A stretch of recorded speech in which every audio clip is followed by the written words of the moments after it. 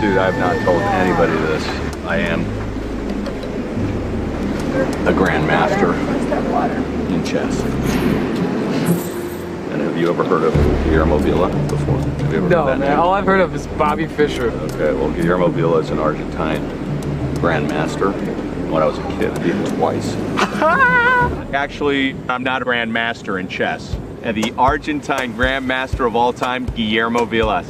He's one of the greatest tennis players of all time, but clearly has nothing to do with chess. So I could pull anything out of the 70s on these guys and they wouldn't know what's going on. When Marty said, I am a grandmaster in chess, I'm just thinking, duh, like it makes sense. It does make sense, man. He's always talking about it's a numbers game, and you can see him doing all these numbers in his head, and I'm like, sign me up. It sounds like a good deal, you know? After the phenomenal Survivor Heroes versus Villains, where does the show go next? As we enter the next decade and the next era of Survivor, what does the show have up its sleeves as the next step? With the new location and a brand new twist, does it all even work? Let's find out. Number 1, the thematic twist. This is not the way the tribes are going to be divided. We're now going to divide into tribes. If you are 40 and older, you're over here. If you are 30 and younger, you're over here. Damn, man, I wanted the old football coach, baby. I'm young at heart. And oh man, the older ones here, the younger ones there. I was looking forward to some of those young people carrying me. I don't want any of the old people with me.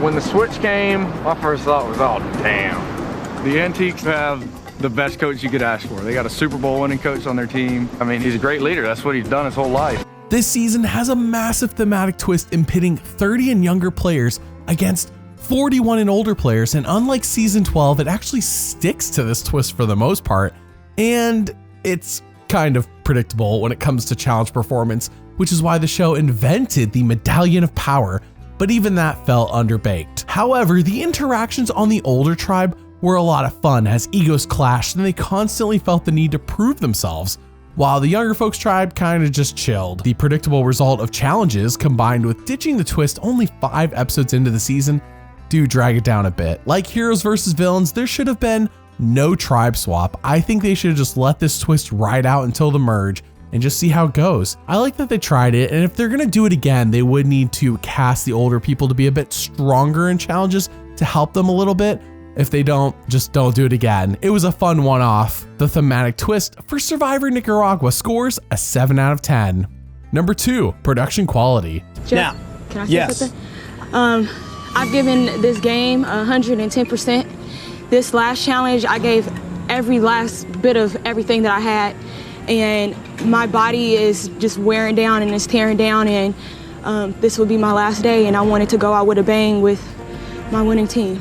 So you're quitting? Yes. You don't seem like a quitter. I'm not a quitter. I guess I could say ultimately this is my first time quitting, but you know, I gotta listen to my body. 28 days, it's been 28 days of an adventure, but... You're quitting too. We're gonna meet at Tribal Council tonight. And if after thinking about it, you still wanna walk away on day 28 and give up a shot at $1 million, then fine. I'm sure everybody else here would love it. You're this close to being able to say, I did it. And you're this close to being one of those others, the quitters, that nobody remembers. I am conflicted. The show made some smart decisions that I liked, such as making idols an actual hunt, but then the location is butt ugly despite my aggressive color grading efforts. The Medallion of Power is a cool idea, but again, it was simply just underbaked, like there just wasn't enough to it to make it what they wanted it to be. They brought back the original Borneo theme song, which is cool, but it was used in place of the far superior Nicaragua theme song that Russ Landau made that was rejected by Mark Burnett. And it's possibly the best theme song they ever could have had, but they just didn't use it. I'm serious, go look it up on YouTube, it's amazing. They cast some great characters, but the editing favored the players who all went in episodes 10 and before, so by the time the double quit occurs, you can't possibly be rooting for anyone but Fabio, or maybe Jane, but even then. For every positive thing they did, it seemed like there was an equally negative choice that held the season back. For Survivor Nicaragua, their production quality scores a 5 out of 10. By the way, did you know that Patreon is now free to sign up for? That's right, Patreon is the place where you can watch everything I make months early and even suggest video ideas and pick what I make. If this interests you, then check out the link in the description. Thank you for your support. Number 3, strategic play. Chase is like a little baby that's always going wah, wah, wah, wah. You could be tall and you could be muscular, but really where's all that alpha male power, control? It's an illusion. I think Sash and I being in control does look like a king and queen situation, but Sash is more of a queen and I'm more of a king. It's the way I look at it. Are there any memorable strategic moments this season? In my opinion, no. There are a lot of memorable character moments for sure, but strategy-wise, I struggle to come up with much. Nothing that made an impact, at least. I mean, Marty tricked Fabio, sure. People acquired idols, yes. Sash even tricked Marty into giving his over, and Chase and Sash even played their idols, but it was kind of all for naught. There was a lot of good setup when it came to strategic plays, and yet almost none of it paid off. It is very possible that the double quit impacted possible moves that could have been made, but really, we'll never know. Why did Marty survive as long as he did after not playing his idol and then sacrificing it? Unclear. I mean, he should have gone at the tie vote, and yet Kelly Bruno went, and it just goes unexplained. I guess her prosthetic leg was just that dangerous. It didn't make any sense. On the positive side, our winner, which is a separate category, is a hero, and he beat all the villains and the snooze fest players. I give the strategic play of Survivor Nicaragua a 4 out of 10. Number 4, the characters. What about the frying pan? Is that gone too? That doesn't just get swept away by the tide, you guys. Like, No, I think it's pretty obvious who we stole it. Bianca, did you put the flour back in the chest after you? Everybody saw me put it in there. If you didn't put it, if you didn't see me, then you didn't see me. I saw her take it and put it in her bag. And I put it back. And I said I put it back. Put it in your bag? And I put it back. do you understand why everybody's And that's why I'm wondering why telling it you went guys, in your Marty, bag? I didn't take it. Uncle Dan, I didn't take it. Fabio, I didn't take it. Sash, I didn't take it. I just want one thing I'm done. answered. Fabio already said what I said. I'm not gonna keep I explaining. just don't understand why it had to go in your bag first. You know Why- how many times I just said what I did? Like, what do you want me to do? We're not asking you whether you put it. So I'm not explaining myself. I lied to you guys. I'm just trying to play the game, but I did not do it in intentions to starve everyone. She's saying that she was doing it for the benefit of the tribe. Sorry, I'm not buying it. You don't have to buy it. But you could have just said, hey guys, I think we're eating way too much flour. Yeah. Let's chill out a It's little a, bit. it's a number of different ways that I It's a could have went rational about it, but I went about it another way. Stealing food, of all things, in Survivor. You would think that having done what she did would mean you're gone, like instantly gone. But anybody that's on the chopping block can be valuable to somebody else. She lied and she stole. How easy is that? Get rid of them. It should be that simple. But this game's never simple. Ever since Survivor China, it feels like the show loves villains. Now, don't get me wrong, they had villains before Survivor China, obviously, but the emphasis on casting more and more villains cannot be ignored, especially in the wake of Russell Hantz's back-to-back seasons and how popular he is with a selection of fans. Even fan favorite players like Jane had a bunch of villainous moments, almost to make us more endeared to her. It would truly take me less time to label the heroes of the season than the villains, so here we go.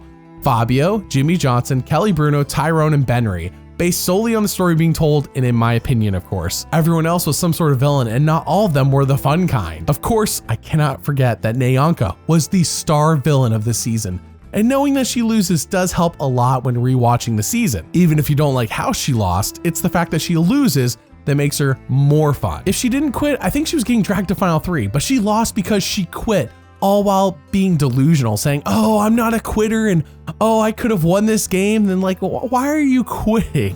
Like, what are you talking about? There's 11 days left in the game. It's amazing, and I think the characters and the character moments this season really carry it. And it is unfortunate that once Nyanka and Purple Kelly quit in episode 12, that the last 3 episodes of the season are a massive slog, since everyone who is interesting, minus Fabio, is gone. The character score gets twice the weight, and the characters here score a 7 out of 10.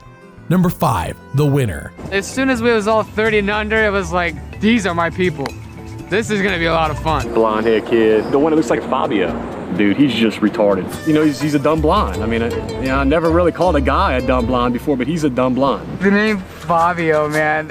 I didn't even realize I was being called that at first. Fabio like rides a white horse and does butter commercials and is kind of a cheeseball. It's whatever. Dude, I don't care what they call me. I'm gonna win for $1 million. So I guess my nickname's Fabio. He peed in the pool and won. I love Fabio as a character. He simply took things in stride and played the surfer dude role perfectly. Now, don't get me wrong, Fabio is a surfer dude, but He knew what people expected from him, and he made them comfortable by just accepting his role. He didn't try to play 4D chess when he knew that wasn't his strength. Funnily enough, he played a similar game to Sandra, where he just kind of stayed out of the way, didn't make enemies, and just made friends, and yeah, he won. I find it most impressive that Nyanka was against him hard all season until the Volcano reward, when she decided she hated Chase and liked Fabio now. His lack of holding grudges and being a goofball helped a lot, and while I don't think he was playing some 4D chess game to fool everyone, I do think he was smarter than you might initially suspect.